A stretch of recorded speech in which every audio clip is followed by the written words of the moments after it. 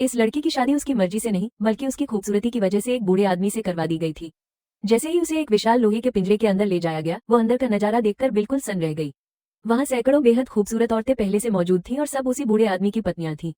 उसी वक्त उनमें से एक औरत दर्द से कराह रही थी। वो बच्चे को जन्म दे रही थी। कुछ ही पलों में बच्चा पैदा हुआ, लेकिन वो बहुत कमजोर था। ना ताकत थी, ना ही कोई खास रूप रंग। बूढ़ा आदमी आगे बढ़ा। उसने बच्चे को एक नजर देखा और फिर घिन से मुंह फेर लिया। उसने बिना कुछ कहे इशारा किया और अगले ही पल उस बच्चे की मां को मार दिया गया, क्योंकि वो बूढ़ा अब अपनी मौत के करीब था और उसे एक ताकतवर, परफेक्ट वारिस चाहिए था जो उसका साम्राज्य संभाल सके। उस रात लड़की ने फैसला कर लिया, वो यहाँ से भागेगी, चाहे कुछ भी हो जाए। उसने अपने लंबे बाल काट दिए, फिर मोमबत्ती की मोम पिघलाकर उन्हें एक पुराने कपड़े पर चिपका दिया ताकि एक नकली विग तैयार हो सके। सब कुछ उसने बहुत सोच समझ कर किया था। जैसा उसने सोचा था वैसा ही हुआ। रात के अंधेरे में बूढ़े आदमी का मूर्ख बेटा उसके कमरे में आया। लड़की ने अंधेरे और उस नकली विग का फायदा उठाया और उसे धोखा देकर चुपचाप वहां से निकल गई।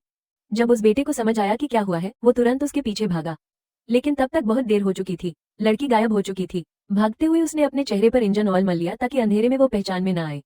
वो परछाइयों में इस तरह घुल गई कि किसी को पता ही नहीं चला।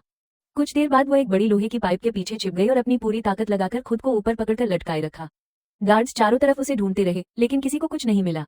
जब सबने तलाश छोड़ दी, तब वो धीरे से नीचे उतरी और बिना आवाज किए आगे बढ़ी। कुछ ही पलों में वो मशीनों के बीच गायब हो गई, जैसे वो कभी वहां थी ही नहीं।